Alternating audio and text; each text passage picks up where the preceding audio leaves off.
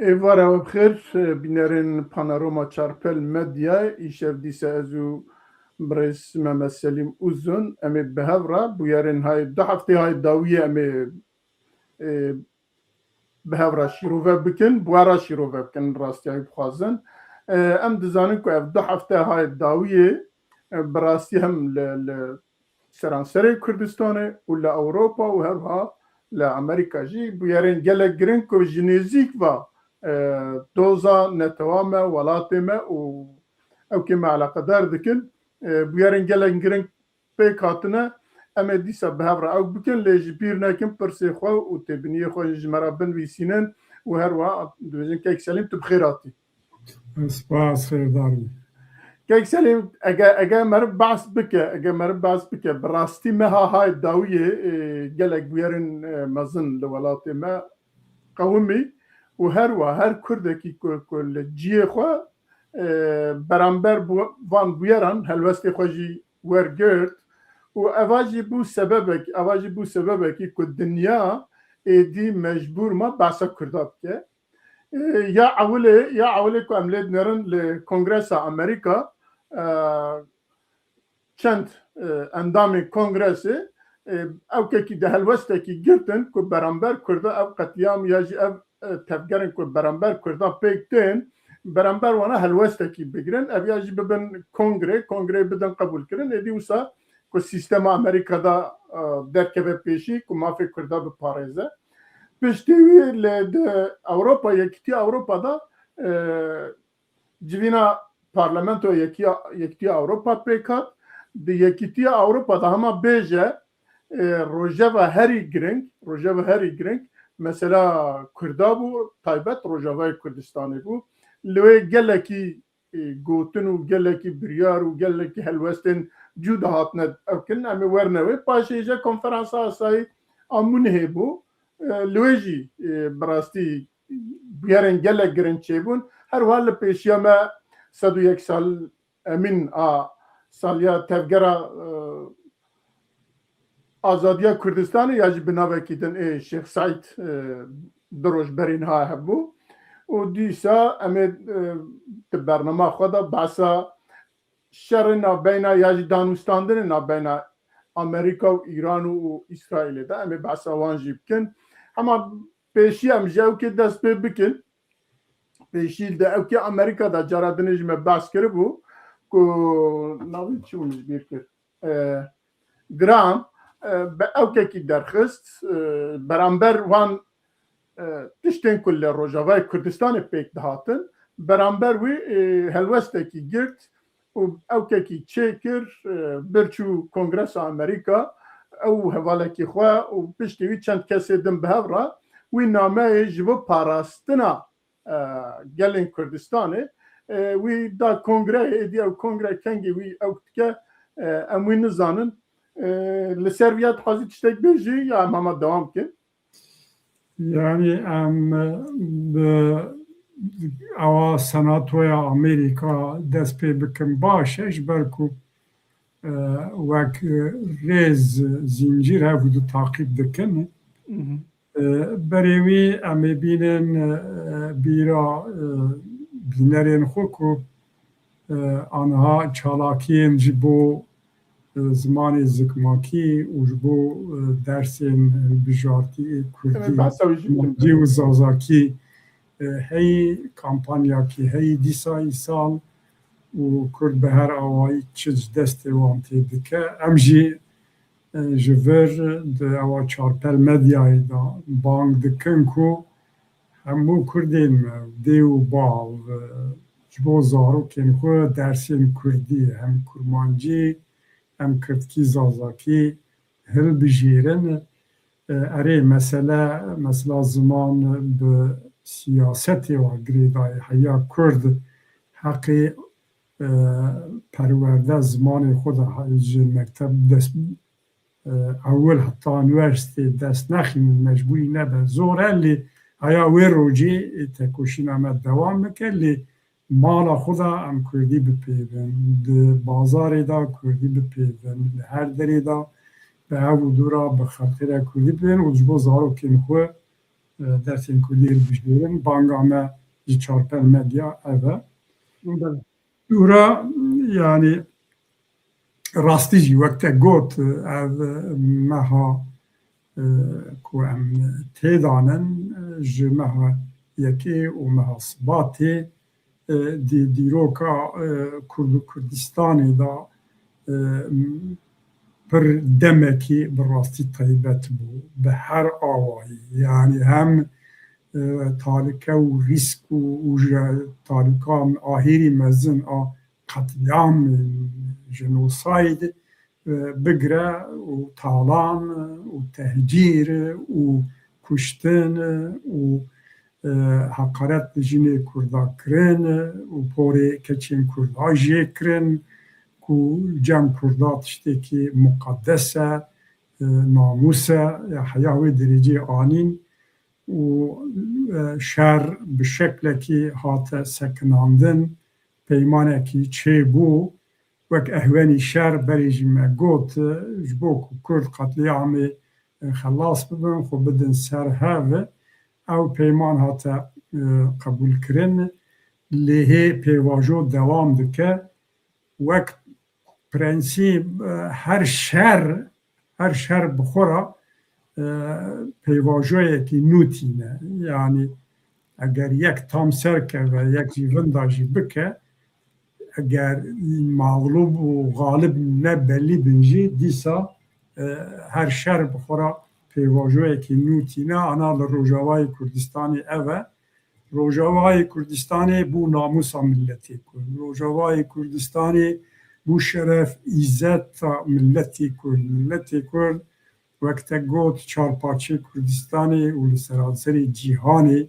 rabû ser piya manîfestokî û dinya ev deng bîst. Wexta qetliam Rojavayê çêdibûn zarokên me, keçên Kurdan hatin qetilkirin, malê wan vêran bûn, xaniyê wan vêran bûn ji kesî zêde deng derneket. Lê piştî rabûna Kurda ser ninga dünya ew deng bîst ji evê Senatoyê Amerîka çend dostên Kurda ê serî da Lindsey Graham û yek komarperest e Cumhuriyetê ew jî demokrat e bi înisiyatîfa wan wek bi navê peymana parastina Kurdan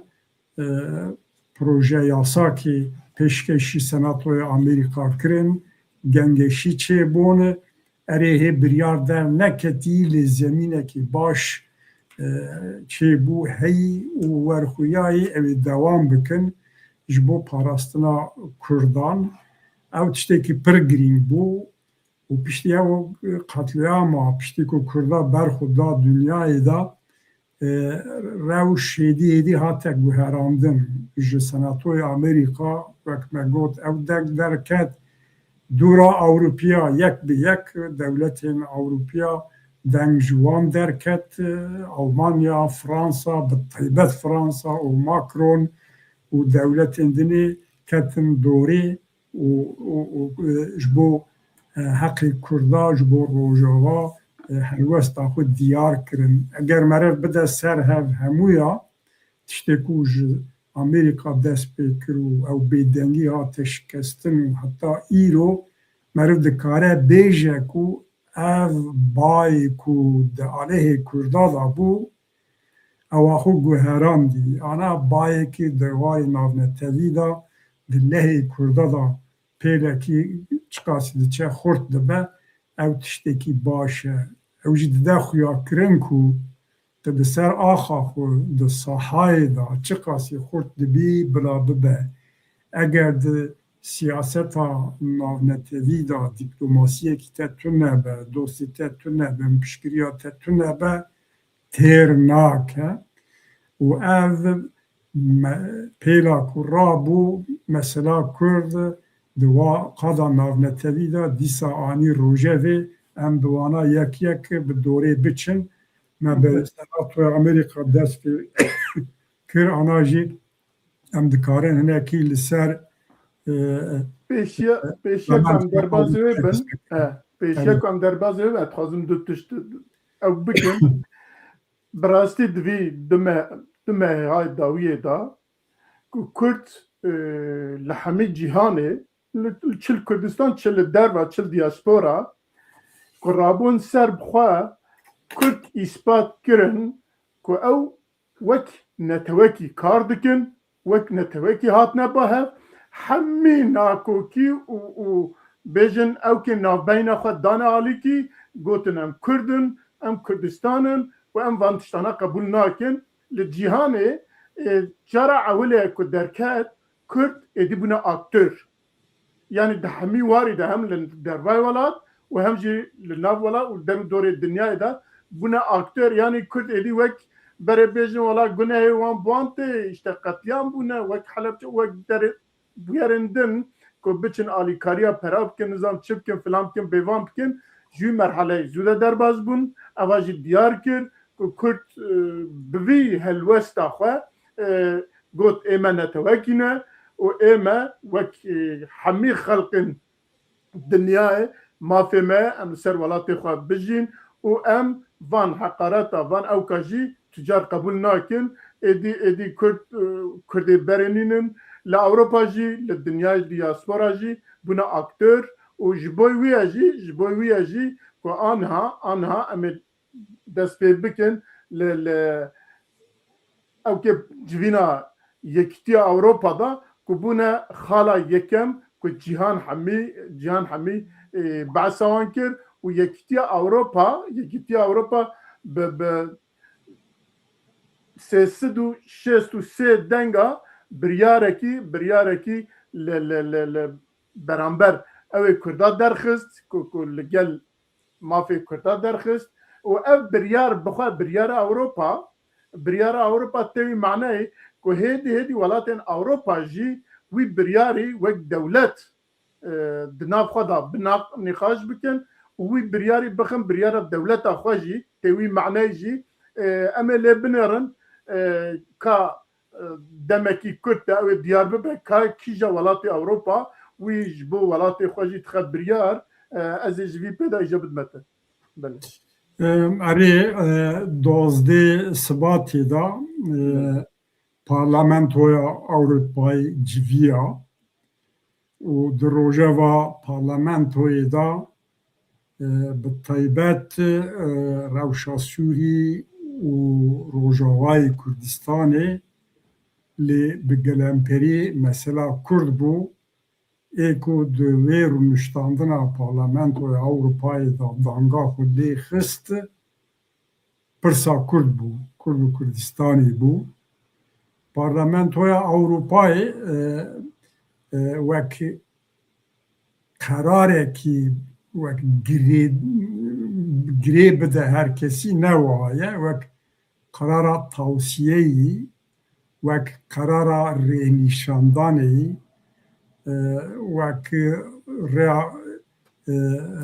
prosesa ku taqîb bikin ji hemû dezgeh û sazgehên xwe ra wek tawsiye pîlaniyekî biryarekî lê ne bağlayıcı ne girêdanê lê tevî viya jî nîşan da ku bi rastî mesela Kurda da û ser Rojava di nav welatên Ewropîya da konsensusekî çêbû wek te behs kir 515 parlament ketin dengdanê ji wana wek cenabê te got 363 kesa erê dengdan dike sedî heftê navbera heftê û yek puan prosent ê ku dij derketin heftê kes bûn rêjeya wî dike 14 yani 14% dij derketin 16% jî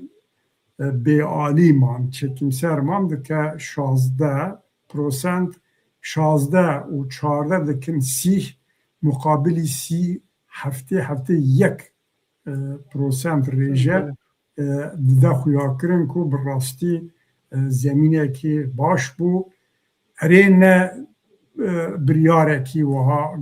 گری بده لی او مهمه جیروشون دا سیاست کو تعقیب بکن خریطه ری خریطه کی نویه و تیدا هنک تشتین مهم هنن یعنی پیشا روژا سوریه و روژا سوری آنا چاوایی تیدا تی بحث کرن کو تالان هی دقادا سوجین شره دا سوچ هنن به جنین کردا کچه کردا تاجیز کرن هی به وان بچوک کرن هی تالان هی و آوایی بنگهی خراب کرنه رژیما و هزین که گریدای رژیما شامینن سوری رژیما سوری درجه سوجین شره دا تهمت که سوجدار دکه او تشتکی مهمه نقطه دنی تیدا دستوردانا ترکیه وکری دوی پروسسی دا رولا ترکیه دستوردانا ترکیه دوار عسکری و سیاسی در چه قصبوی او کرنه وک اوکی قناما که او کرن لما ترک جویا گلک عجز بونه و گوت نه راسته دوی دره دا لسوری پیشا روژا سوری دا جیه کردا ازیدیا علویا و گروبین دینی و مذهبی اندنه دا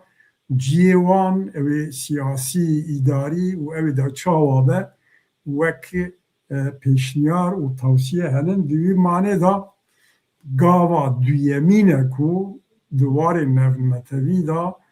دوار دیپلوماسی دا جبو کردان بو اوکی مزن نوزیه کی دستکفتیه کی مزن او پشتی او بیدنگی او که دنیای دا هبو و همو که عجز بون او مورال ملت کرد بلند که وقتا گوت سرهودانا کردان سراسر دنیای چار پاچه کردستان دا به بایا یکتیا کردی خورتر بو فوروما دوهوکه و مداخله باشور کردستان سروکن کردا مسعود بارزانی نچیوان بارزانی مسرور بارزانی بافل طالبانی و خلق ماک و کتن کولانا ورکرکو او روحی ملی او هیجان جبو سبب کو کردا وقت مانیفستو او کرن پیشتی او دفتستی نو انا مورال کردا بلند کریه لداوی دا همسر بسکنن کو گوتن تشتکیه پیک آنین تشتکی دیه پشتی ام نرخاندنا او منی هیجی ام وقت انجام بنرخینن او همو تشت د پراتیکی ساهای دا تنچ معنی بله گلک سپاس راسته یعنی دی کنفرانس دی یکتیا جوینا یکتیا اوروپا دا مدید کو اوروپای کو حتی ها گلک واران دا بدنگ دمان ام بجن yani eğer sesi se devlet دوی در رای دانه جبو تشتکی وسا دوی معنی او بیارن هانه و او هلوستا کرده وسا کر و اواناجی ایدی هلوستا کی بگرن ایدی نکارن تشتا بنچاف بکن ایدی نکارن تشتا وشرن مجبور ده طرف خواه آلیه خواه نشان بکن پروسنتک او که وسا درکت اما جالی که دستکفته کی مزنج بو کرده لدوی کرد بزنبن تایبت اوی دیاسپورا کل اوروپا نه و هر وها برپرسین کرده دیپلوماتین کرده بزنبن که او که دفته که ها درکتیه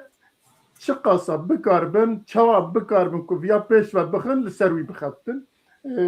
بوی آوازی ام او که یکتی اوروپا در باز کن امتن کنفرانس آسایی یا منیه که براستی لوی هم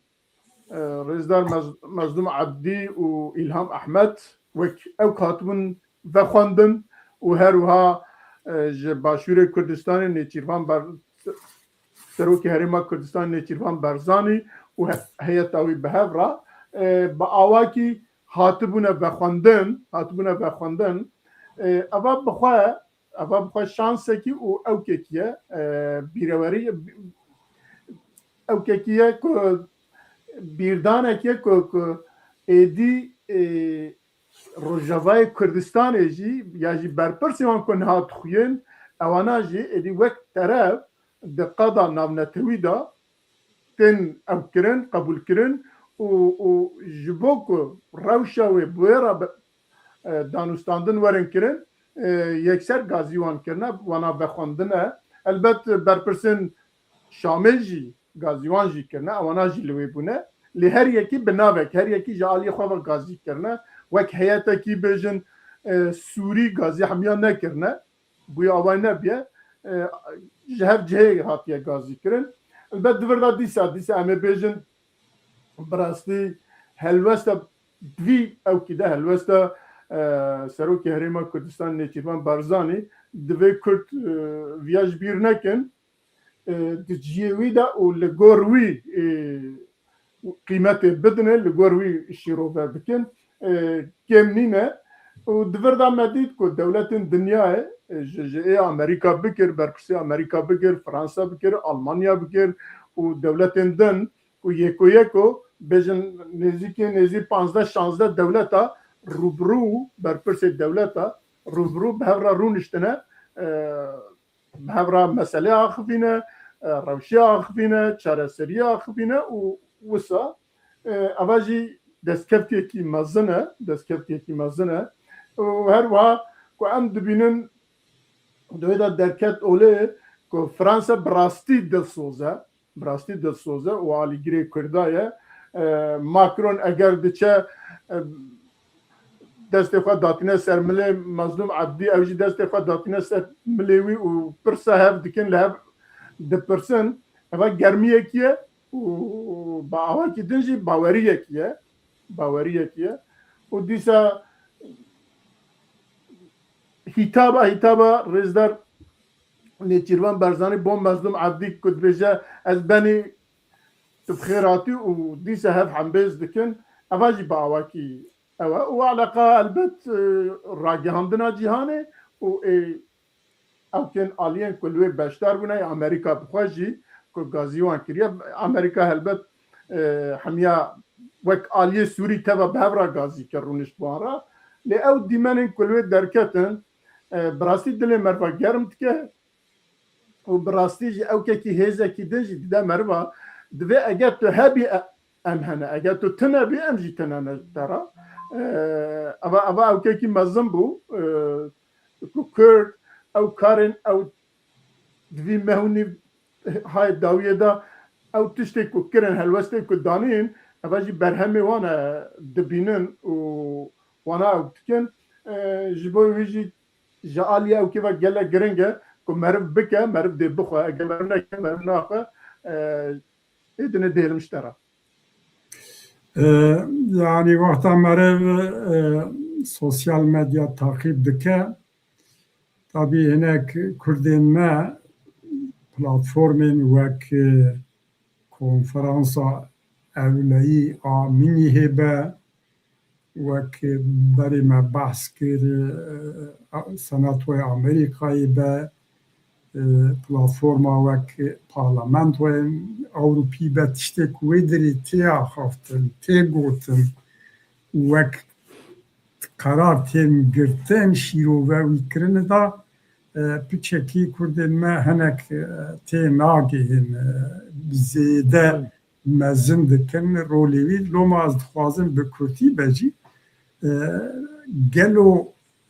konferansa ewlayî asayî a minî hê tê çi vateyî rola wî çi ye kararê ku ya jî tiştê ku tên münaqeşe kirin encamê wan çinin sergiya ew bikin weka ku em dizanin her sal meha Sibatê da bûyî wek adetekî ji demekî dirêj e her sal konferansa ewleyî ya minî hê Munich Security Conference dibêjin çê dibe Ve konferansê da serokên dewletan, serok wezîrên wan ya jî wezîrên derva, temsîlkarên dewleta di seviya cuda cuda da beşdar dibin. Dervî wan akademisyenin, aktivîst beşdar dibin, kesên navdar û xwedî rol bandor ew dibin, beşdar dibin. Hinekî hukuksan beşdar dibin û tevî viya jî hinek aktör tên davetkirin beşdar dibin ku nevî kategoriyê danin. Ev jêra dibêjin aktörên ku ne dewlet, aktörên dervê statûya dewletbûyî Kurd bu çend sale Kurdê Başûrê Kurdistanê em dizanin bi wî sıfatî bi yêvê aktif beşdar bûn. Li îsal ji parçeyên kindinê nûnerên parçeyên dinê Rojavayê Kurdistanê hatin davetkirin Mazlum Abdî û İlham Ahmed beşdarî wî konferansê bûn. Ev gelek wara da balkêş e. Yek bakirina wan, dawetkirina wan çawa bûye kî bûyî nabêjtî, kî pêşniyar kirî zemînekî çawa û piştî danûsandinên ku ji me re tarînin bi kîra çêbûne ew noxta mihîm e ku em dizanin dewleta Tirk û dewletê Ereba ku ew jî beşdar bûn yani bi şeklekî eger ewa wan çê nebe em nebêjin riza jî wek konsusekî çê nebe zû zû kesên wa beşdar nabin. Xuya dibe ku dewleta Tirkiye mecbûr mayê ku beşdarbûna Mazlum Abdî, İlham Ahmed qebûl bike. Di viya da meriv kare viya bixwîne ku tê vê vateyê ku her çiqas ew jî îdarekerên Tirkiye serokê wan Erdogan bikire heta evê û ji devê wan gotina terorîst dernakeve, Mazlum Abdî terorîst e, Nizam Evedî çawayê tevî viya jî zimnen mecbûren wek teref qebûl kirine. Ew teref qebûlkirina Kurdên Rojavayê temsîlî wanê mero gerek wiha bixwîne ber ku çûyîna wê derê ji bo ku ne aktör wek dewletin bi konsensûs çêdibe. Em dizanin ku Başûr Nêçîrvan Barzanî te jî temas kir bi taybet rola wî heyî lê têr nake. Fransayê Macron e û bi erêkirina Amerîkayê û bi taybet helwesta Almanyayê da nermayiyekî çêbûyî hemberî Kurdan û hinek faktörên dinê bi hevra wexta me de ber hev serhev mero ji wê netîceyê derdixîne ku konsensûsekî navnetewî wek nûnerên Rojavayên Kurdistanê wek terefên siyasî û bi wezîrê derva ê Sûriyê ra hem jî di eynî masayê da bi hev ra danrûniştandinê ew wek siyasî terefek qebûlkirine ew tiştekî bi rastî ji bo Kurda devkestiyê baş e. Ji îro şonda meriv kare bêje ku Başûrê Kurdistanê çawa ku hêdî hêdî roj bi roj gav bi gav di warê navnetewî da bu aktöreki terefekî ana ji bo Rojavayê Kurdistanê di qada navnetewî da ew rêvebûyî û dîplomasiyê da temsîliyetê da siyasî olarak teraf qebûlkirinî de gavekî pir mihîm e meriv wiha binirxîne. Dervê wî ya پی روژاوا وی کنفرانسی جی مهم بو گرانی تکرین امریکا و اوروپا ام دزانن کو یکی اوروپا امریکا اول اوروپی آنا لگرین کی دانن روجلاتا ناوین دا تشتی کو دقمن به طیبتی لسوریی و تشتی کو لساهای دا قویمین وانا بو yani tiştek o hat münakaşa kirin li meriv kare bêje ku Kurd bi rastî wî konferansê da di ewa navnetevî da wek aktör berbiçav xuya bûn tiştekî baş bû yani yekîtiya Kurdan eger hebe ne tenê di welatê da sahayê da di warê navneteviyê da Kurd dikarin çi qas mevziya dest bixînin û çi qas temsîl bikin daxuyakirin wek me got serî da ji foruma doqê vir da ev pêvajoya nêzîkbûna hêzên Kurda yekîtiya hêzên Kurda hem nav Kurda da hem warê navneteviyê da bi xwe re encamên wiha devkestiyên wiha baş tîne. Ev konferansa evê da Münihê da tiştê ku bala meriv dikişîne ez bi Kurd bibirim serokê Wezîrê Derva ê Amerîkayê Rubio Mazlum Abdî İlham Ahmed û Şara Wezîrê Derva ê rejima Ahmed Şara aynı masê da di aynı evê da anîn bahev û du Esad Şeybani erê Şeybanî û balkêşe ku gelek Kurdê me divîn û ser wîya disekirin ez dixwazim wiha ser bisekirim tiştê ku Wezîrê Dervayê Amerîka Rubio Mazlum Abdî ra dibêje Kurd gerek vî ser vîya bisekin. Lêra vekirî dibêje meriv ji bo tiştên soyut abstrak şer nake. Meriv ji bo xelkê xwe şer dike. Meriv ji bo axa xwe şer dike. Meriv ji bo jiyana xwe şer dike. Dixwaze bêje ku ya hûn ketine dû hinek îdeolojî hinek paradigman ku ne fêda wî ji wera dibe milletê Kurd ra ji wera û ne jî em wan tiştan qebûl dikin. Rasyonel û realîst bin û ji bo xwe şer bikin. Li we neketî hûn rabin îdeolojiyên wiha çewt û biparêzin û hem jî dijminatiya me dike ev tişta. Yani tiştê ku bi rastî qesta wî ev e ku xwe ji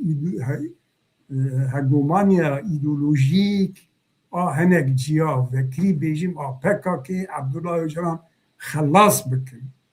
Aqlê xwe bînin serê xwe li gor rastiya xwe ji bo berjewendiya xwe ji bo milletê xwe ji bo axê xwe hûnê tiştekî bikin em we fêm dikin. Lê ji bo wan îdeolojîkî ewan hûn ketine mesaja wî di vî wayî da vekirî bû ev bi xwe re tiştekî mezin tîne tiştê mezin dibêje yani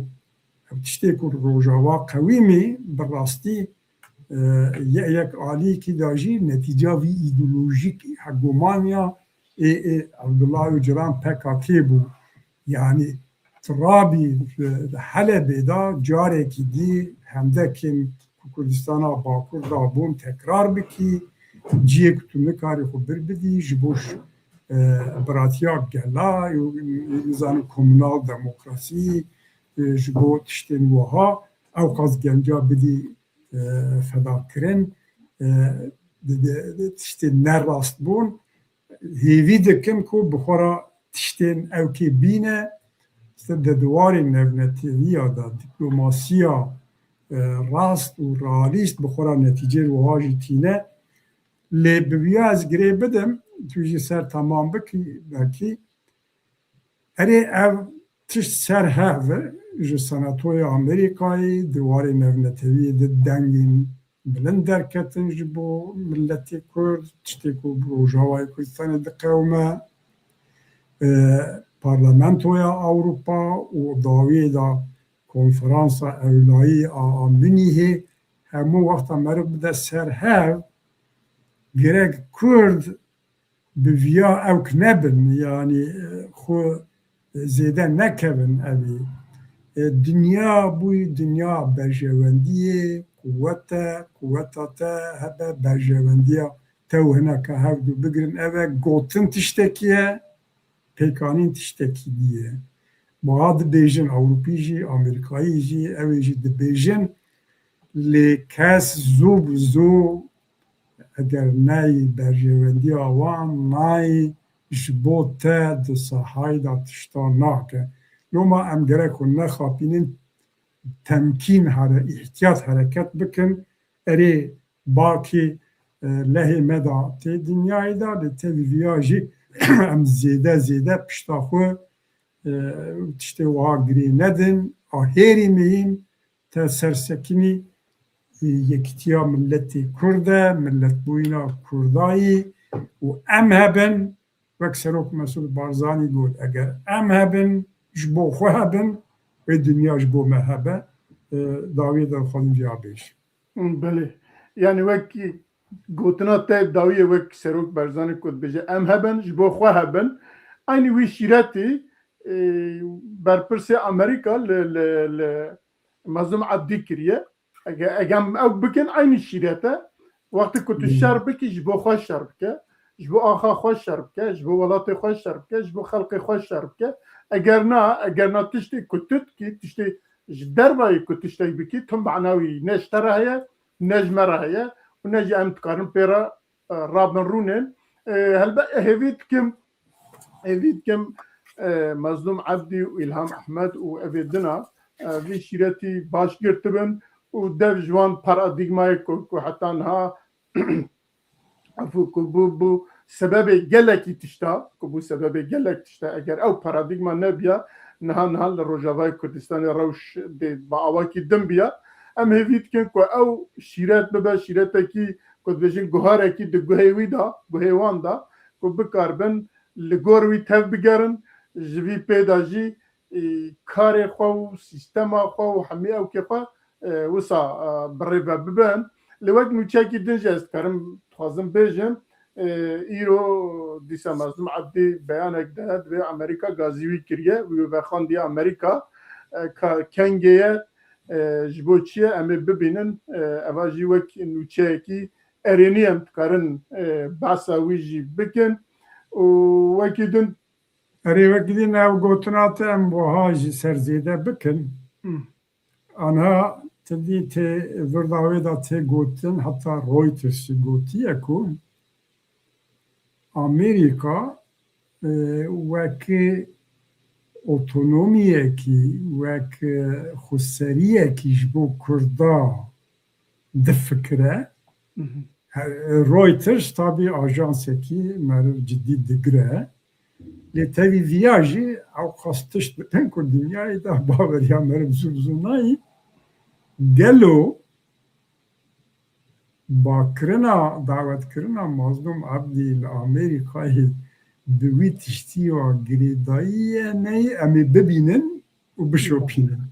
Yani bawer dikim yani Amerîka carekî li herêmê li Rojhilata Navîn naxwaze Kurda winda bike. Yani naxwaze hevkariya Kurda winda bike. Ji bo wî jî di nav sîstema welatên ku hene, di nav sîstema wan welata da, nav sînorê wan welatan da dikare tiştekî wisa pêşniyar bike, tiştek wisa ji bo Rojavayê Kurdistanê bifikire. Mîna ku çawa li Başûrê Kurdistanê ew tişta pêk hat pêşiya ku li Sedam bixin, pêşiya ku Sedam bikeve, bingehekî wisa çêkirin. Niha jî li pêşiya wan ewkê Îranê heye, em ê werne wî mijarî hê jî şerê Rojhilata Navîn temam nebiye ne qediye ye. Sûriye hê zav dibêje ev hevîr hê zav av jêra pêwîst e. Ji bo Sûriye hê zav tişt pêwîst e. Çünkü wextê ku behsa كردات كه عربات كه سنيات كه شيعيات كه نظام علويات كه وفلان كه بيفانت كه خريستيانات كه يعني ودولتين كدستي وان لسر دوي ده هي بعث اوام كه هي ارتشته زعب او هي دي وقتك دريج جرى لازمه دي او كبر چاورنه هناندن او دیوار چاورنه چکرن با اواکیه لی دوی دا دمینال سر هستاتیا ما هستاتیا کردا که چاش خورا دیواره کی چاش خورا هیمه کی داینه کلوی بکار بخوی ارککی مظلوم لوی جوینا او که دا منه دا گوتنه کی وک اوتونومیه آنیزما باز کر هاتا بیرامن وک اوتونومی آنیزمان حتی دوی ما جوارا گوتیه او که دروای سوریه راجی گوتنه او که وزیر دروای سوریه دویجه ناتشته کسا جمرا نات یا دعوتشته کسا نکرنه مظلوم جی داویه دا دویجه هنکی گوتن هیش بوان خریبه وانا با اواکی دم بکارتینن ور حاصل تشتکی وسه هیه مثلا اوتونومیه هیه لی برانبر ویا احمد شرعه دو او کن چیه erken valiliğa frekir وقت بجن یا yerel yönetim ya جی خدا idare دخوازه تشته گوساجیب که پیشیا وان تشته پیشیا اوتونومیه بگیره یا پیشیا تشته دم بگیره جبوی تخوازن سوریه گاب داویجن تکره به بهانا ترکیه جی وان تشته بنویسینه جی لی دبینن اوانا تفجی دبینن که او قصه آسان نینه لسوریه سیستمکی که demokratik ne ben nikare berrebçe mecburen want tişta bikin u ez dibêjim li vir eger tiştekî din tune ben derbas Vallahi tedi gotin ve dike belê yani problema Kurda bi taybet li Rojavayê Kurdistanê û bi genel jî Bakurê Kurdistanê ev îdeolojik paradigma PKK Abdullah Öcalan'a xuyayî Rojava hêjî dibin bandora îdeolojiya PKK paradigma Abdullah Öcalan'da î loma mazlum Abdî bersivên xwe da ne net bû ne zelal yani got em Suriyekî ne merkezî ademî merkezî dixwazin em dixwazin ser axa xwe xwedî desthilat bin lê her tişt navekî wî heye tu zanî yani eger tu bixwazî ser axa xwe îdara xwe bigirî destê xwe tu gerek viya nav bikî ya Serviya hêrî mezin qedra xwe tayin kirine serbixwî dewletek serbixwî ya li gor şert û merca piştî wî federasyone eger şert û mercê federasyonê tu nebin dünyayê da lîteratûra dünyayê da hatiye qebûlkirin û praksîsê wî yani mîsalên wî tecrübên wî nûmunên wî dünyayê da bi seda henin xweserî otonomiye piştî wî dibe îdarî muhtariyetê anha ji vana kîja tam dixwazin kadroyên Rojava hê ne zelal e viya jî ez şahsen bi viya girê didim heya mimkûn e kadroyên PKK li ser serê wan wek şûra demokrasî henin baskî dikin dixwazin ew bikin loma wek evekî demekî wiha veguheze yani guherandinê xwe zelal bikin lê pir zehmetî meriv dibîne texmîn dike ku ew heye a meriv dilê naxwaze dilê kesî bixwîne mazlum Abdî dilê wî da çi heyî İlham Ehmed evê dî wa teferatê da lê bi gelemperî ew problem heyî loma danûsandinên xwe bi şamêra jî di warê mafnetewiyê da jî ne zelalin hê jî ne zelalin a hêrî ku pişta Kurda ev dike Rojavayê Kurdistanê da ev noktayê meriviya jî bîne ziman. Spas. tiştekî din hate bîra min piştê van bûyerên ku divê konferansî da Munîhê da derket diyar e dewleta Tirkiye pê êşiyaye ku wezîrê wî yê derva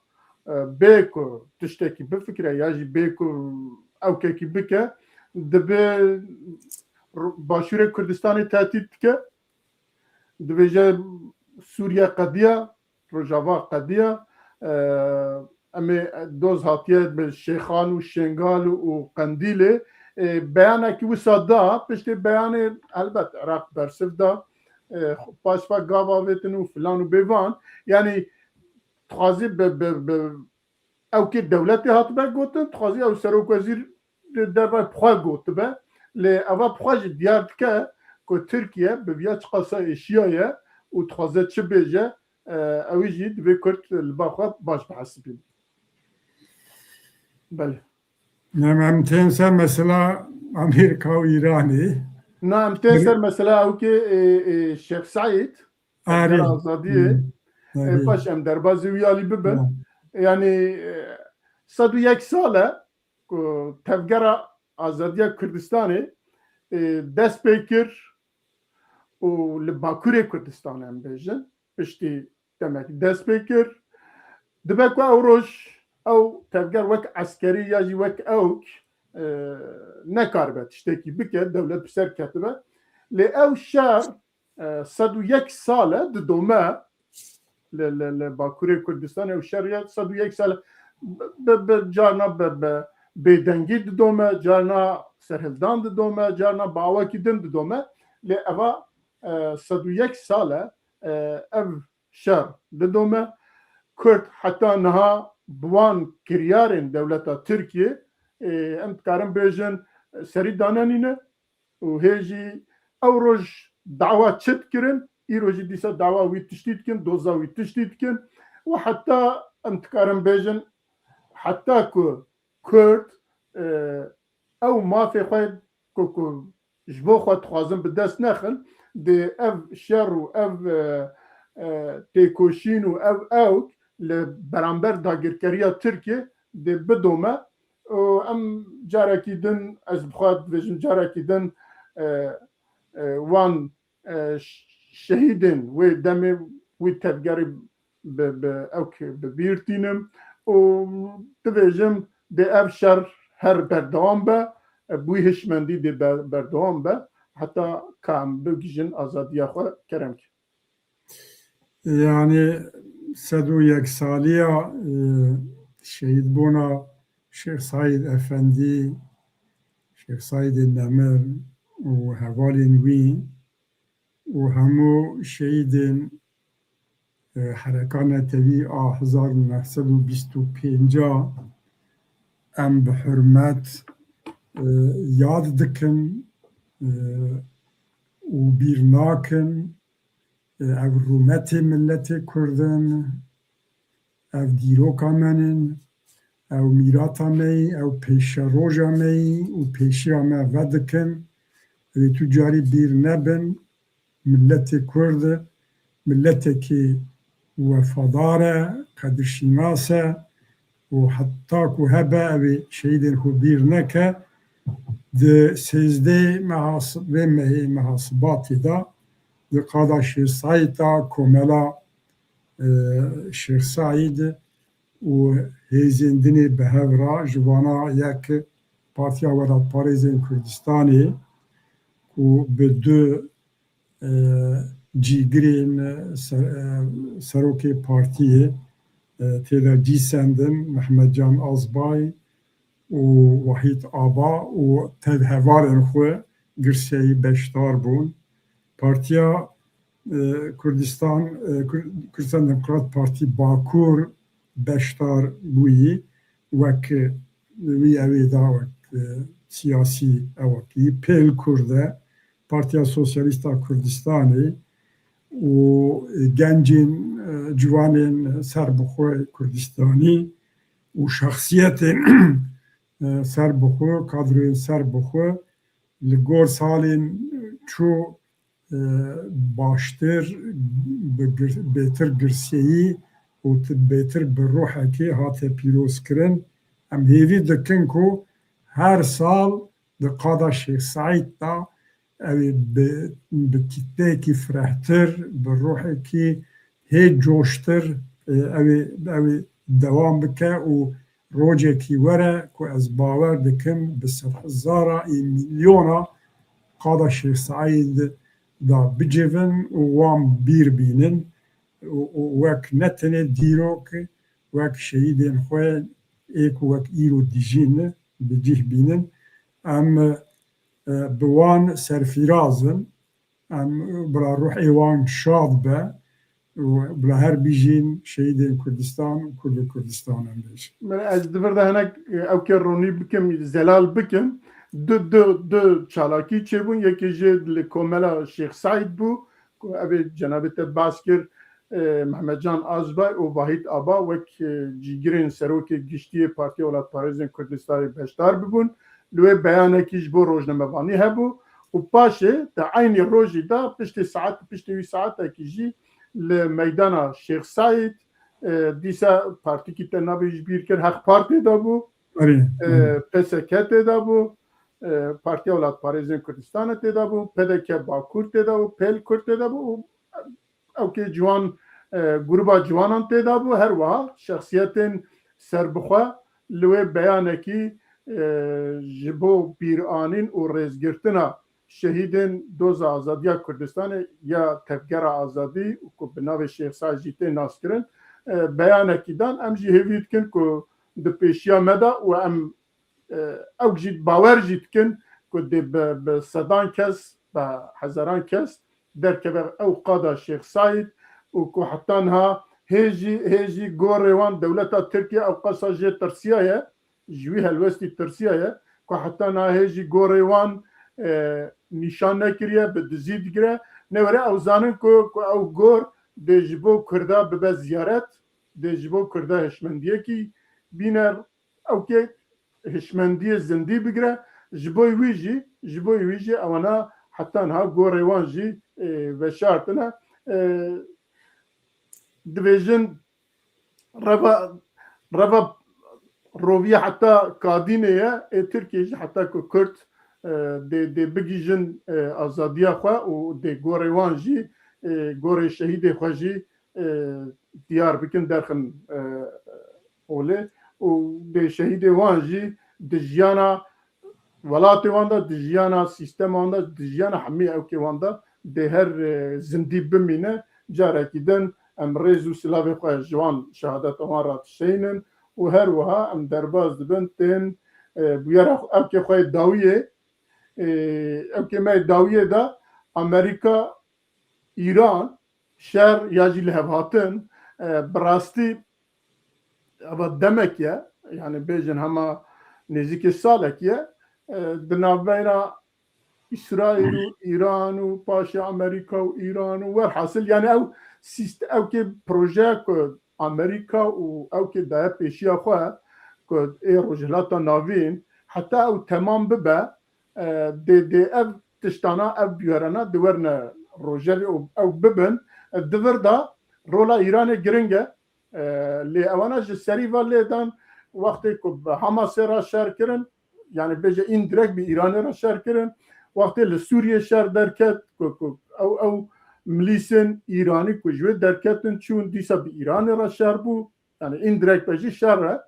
û her wiha yekser 12 roj şerê wan çêbû bi mûşekan bi ewka şerê hev kirin û anha jî Amerîka dixwaze ji bo Iraqê ewkekî daye pêşiya xwe ji Iraqê re dibêje dibe heşta şeعبî û ew milîsên ku ji derve ewkê ne ku di nav ewkê İranê de ne divê ewana jî nemînin ji bo wî jî û helbet eva çendek ye hevdîtin jî di nav wan da çê dibe çi hevdîtinê rûbirû çi hevdîtinê bi awakî din demek berê li Ummanê civînekî çêkirin Amerîka û İran civînekî çêkir ka çawa dikarin rê nerm bikin ku sîstem biguherin ya jî bi çi away ewa em ê li serî biaxivin û va dîsa tê gotin ku pênşema pêşiya me دیسا جوینکی نابر اوان دا چه ببه لی ایرو جی دبیجن دیسا دبیجن راسته هف دیتن هیا لی هف کرن گلو دهبه ام بگو مانن برپرسین امریکی و ساد بیجن کرم که yani tevek evavi kurte evavi çekir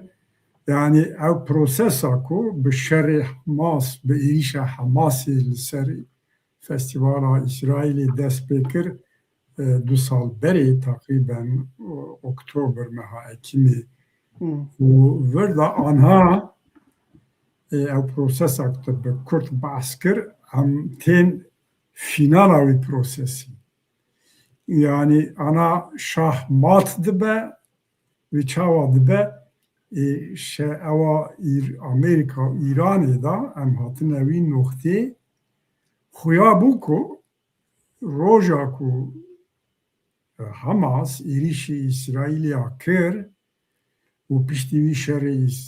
Filîstîniya Hamas, Hizbullah û evîndî û İsraîlê dûra Hutsiya û dûra ketina rejima Esad û derketina Îranê ji Sûriyê û Lubnanê dîzaynkirina Lubnanê hatiye anha gihîştê ew proses ew merhele Îranê da ev girekî evî çawa vebe fînala wî tiştî ye hemû hazirî ji bo wan tişta bû û di vê prosesê da bêguman Sûriye û tiştê ku Rojava da qewîmî meriv dikare bêje ku bûn qurbana wî prosesê jî yanî ji bo ku şerê İran û Amerîka û İsraîl werkir ku yanî Amerîka bi wê re meşgûl e ji bo her tişt gor wê xwe ew kiriye Kurd li Sûrî da evê da wek dereca 3-4-5 da man û ji bo ku Sûrî jî bigirin cem xwe heta dereceyekî çavê xwe ji xinera tiştera girtin. Anha ya şer e ya jî li hevatine dinya wîya dipêve Amerîka bi rastî piştî şerê Kendalê yani ewa Iraqê vir da cara duyemîn e ku ew xase hêzekî mezin û hêzekî modern aniye rojhilata navî û derdora Îranê û di vê evê da bi şev bi roj herkes îro ya jî sibê evê şer derkeve ya jî çawa be li qeneeta min li gor dîtina min tiştê ku şasen ez dixwînim tabi vana bêguman şîrovenin yani îla wa derdikeve na yek Amerîka û İsraîl tam li hev nekirine İsraîl dixwaze vê carê darbekî pir mezin li Îranê bixe heya belkî rejîm jî bikeve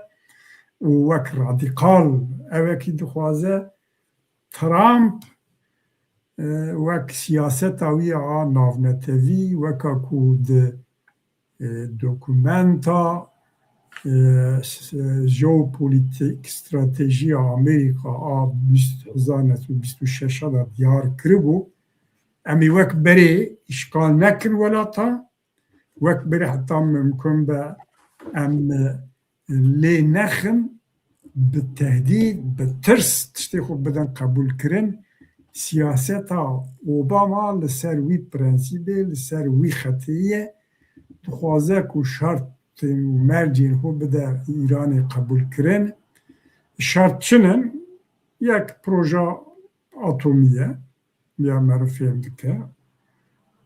a duya mûşekê Îranê ku bi rastî mesafe dirêjana karin gor sala çû muqayese bê karin zarar bidin İsraîlê gelek evê dî İsraîl dibêje proja mûşeka jî têda be gerek dew jê berdin دویا دا لحف کرنه کی تونی چوینا نتنیاهو و امریکا دا لحف نکرن تاویوا همو تشتا بر دو سببا امریکا دخوازه وقت قزانج بکه یک بقضا نتاوی دا بیجه که حتی داویه ام سر ماسا دیپلوماسیه لحف دیتنه لحف کرنه دا ام هبون وكاكو خو حقلي بحق دار دارخينه وأوادوني جيرا وقت لازمه يعني عسكري أواخو زيادة تربكة أجر ليخه كو راديقال تشتكي كو هراندن بخرابين إيراني دا نكو وك ماري كو تو ليخي نكو جي وبريندار به و إيراني وها نهي لذي جاري جبر وان دو سببا او نبوی لی گور خواندنا من شر وکاتی وی نقطه کو شر درکه و امریکا و لیخه و اگر شر در نکه و ایران شرط امریکا قبول بکه اوجی حیا درجه کی مروکاری بیجه و داویا رژیما ایرانی به جبر کو رژیم ایرانی لگور بیرو باوریا خواه به آیت الله و گریدایه جبو وان داربکی مزنه و اتمیک سلاح اتمی و موشک جبو وان işte mühimin her dü hala da jî ewa netice ji bo Îranê wê xirab be lê ihtimala mezin bek di meha Remezanê da nebe jî شر درکه شرکی براستی دجوار شرکی دجوار ایرانی بخن و مرف جویاج اویج دردخینه رفلکسین سری دا ترکا دولت ترک و هنک رژیمین عربا این منطقه دردخینه کو خوازن پیشی بگرن Türkiye seri da dije, seri da xwast ku İranê ji wiya bifirtîne loma İstanbulê da danûsandin dest pê kirin. Tabii di vê evê da noxtakî heyî bala meriv dikişîne. Ev dîtinên ku li İstanbulê bûn ama di carkî da birin û manê. Gelo sebebê wî çi bû? Dîsa li gor ناچیزانه قناعت من یعنی وک خواندنێکی وەک ئەنجام دەرخستن ئەس دەبێژن وەک هەر دەمێ ترک پڕ فرسەتشی من تەکلیف برن بەک ئیرانê را گوتن بوون ku hûn ew nükleer evên xwe teslîmî me bikin em ji we re biparêzin Rûsya eşkera got eşkera got got em hazirin wek werbigirin ez bawerim Tirka ew şart danî ber Îraniya û bê ku daxuyanî bê ku derek tişter derkeve İran ji Tirkiye ew rakirin Ummanê kesî behsa wan tişta nake lê bi evekî mezin qenaeta min da tiştekî wiha di masayê de hebûye Tirka ew kirine û refleksê Tirka pir xiran pir ditirsin û piştî viya dixwazin pêşiya şer bigirin bi rastî tê çi vatê ev dizanin me goya rojata navîn da şerê Amerîka û Îranê evî bibe fînal hinek guherandin plankirînin dünyayê da dewlet plan dikin proje dikin di gor wê pêk tînin em bêjin nûva dîzaynkirina rojhilata navîn me gelekî wiha dixwandi li hinek guherandin bê hemdî xwe dibin şer dibin kaos dibin sebebên guherandinên ku kes nikare pêşiya wan guherandina bigire şerê Îran û Amerîka ê bibe sebebê guherandinê ku kes nikare be pêşî bigire rojata navîn da kes ku تخمین نکه بخورا چی بینه دوی روشه دایی لو ما رژیم نافچه و سهری دا ترکیه جویا دا ترسه لی از آخفتنا خود بویا گره بدن دیرو که ما کرده اثبات کریه حتی ولات کولونیالیست پایتخت واندا ولات واندا شکستنه کی سیاسی یا عسکری یا جواکی چه نبویه والاتیه که در نکتی شر و قاوس چه نبونه کرده چه قاسی بر خدای شر کرنه بدل دابنشی تشت دست نخستنه محبات ایران پشته که اشکال بو شرید بیمین دا والاتی درکت جمهوریت کردستان محبات انجام دیوی بو باشور کردستان هر در آزاد کربون لحات نقطه که هم برین چکین کیمیوی و اوی براستی کت رفش خراب حتی امریکا لیخص شر کنداله والاتی درکست جهشا بیله صاف و گهراندن سوری جی عینی لوما تشتی که امرم نه طرفدار شر براستی شر نباشه شر کشتنه شر پریشانیه سر برچیبونه شر خویم جاندنه لیج بو ما قاوس درکه و دوی منطقه دا کرد اگر یک بن جبو خوب بن و جی راستا وقتی راستا و مکانه که راستا جی خوب هوستا خوب بگرن ایجی استفاده ببینن کردستان روجلاتی جی ای بندا وی فرصاتی بین بله سپاس تشتی که از لی زیده بکن تشتی که از لی زیده یک اف سیستما که پشتی خمینی ایران دست بکر اول 47 ساله اف سیستم بنگه ها خواه چید که لگوروی دنیای جی با آوای خواه شیروفت که و خواه جبو همه تشتی حاضر که آمادت که یکی جی دوی ام بزنبن که ایران و سوریه نوه کبن سوریه دولته که چکری بو همه عمروی 101 ساله پشتی لوزانه یا 100 چند ساله 3 ساله ایران دولته که امپراتوریه و هزاران ساله هیه و هر شر ده هر اوکه که ده دیسا خواه پاراستیه و وک دولت هاتیه حتی ایرو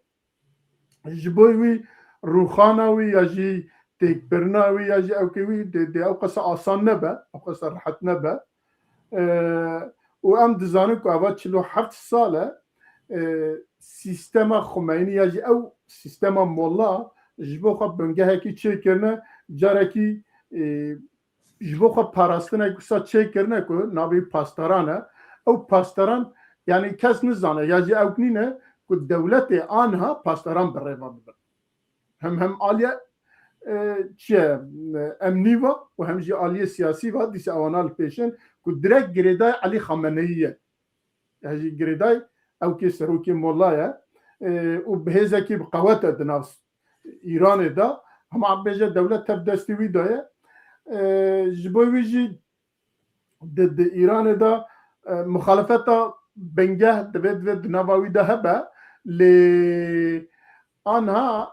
از بخوا دوی او که دانینم که شرکی وسا چه به که سیستم ایران جی بنیوه بگوهره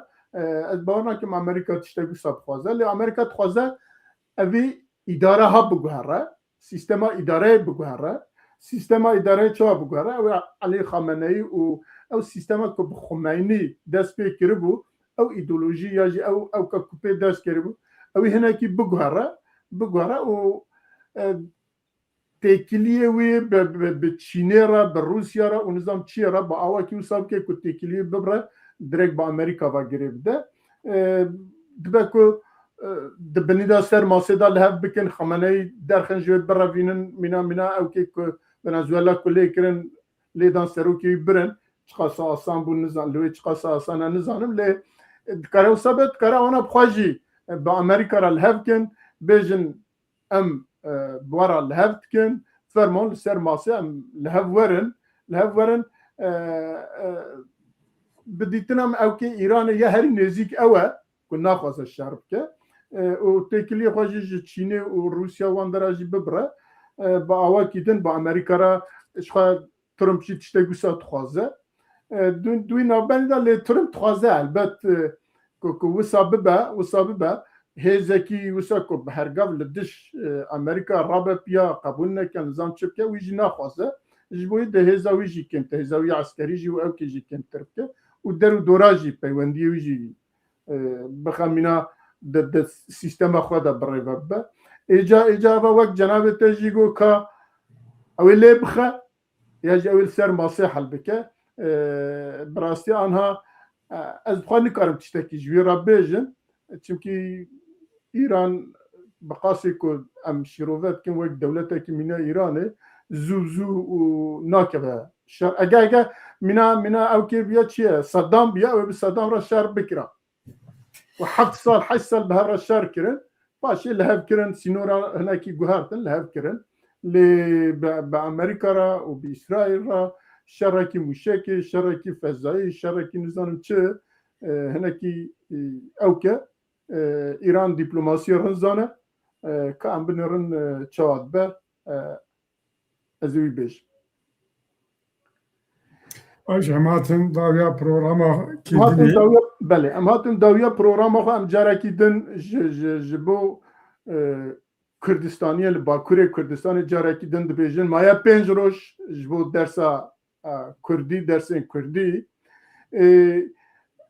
ام هیوید کن کو حمی مالبات حمی کردستانی دوی بیرو باوریه دابن دوی تگیشتنی دابن که براستی زمان کردی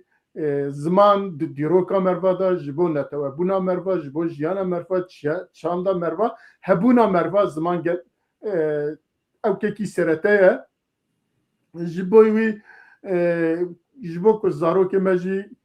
به کردی هیم ببن به کردی با آخفن به کردی بنویسینم به کردی او بکن ام زارو که خواه لمکتبا قید بکن هر چند به دل مجی نبه هم چند کم بجی لی دی ساجی او 3 سال 4 سال زمان کردی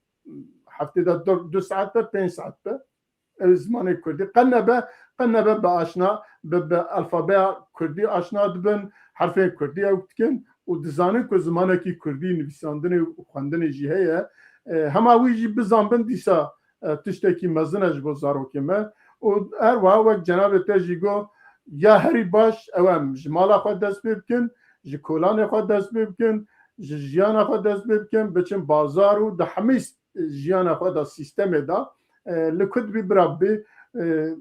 کت او که کرده کی دید بیت براب کردی باخید بازار دا کردی باخید کب کرده اف زمان بجی و جیان زمان جی پرچکی جهبونا ولات مروه جهبونا دولت مروه جهبونا منتالیتا نتوابونا مروه جبو ویجی ام جاره کی دن هیوید کن و داخواز دکن که ام زاروکی خواه وان سنفا قید بکن و هر وها بشوپینن جی که دکاره برانبر وان هنه که حیله میله چه ببن جبو قیده وان چه نبه اوک نبه دزگه و سازین زمان هنه که تشتکی وسا چه بو دوی بچن وان دزگه و سازیه وان گلی و گازنه خوشی بکن بوی از ام جاره کی دن سپاس همی بشتاران کن و جاره کن سپاس که سلیم زنجید کم و حتی برنامه کی دن اون تبه منند خیر و خوشیه دا شبه و خوش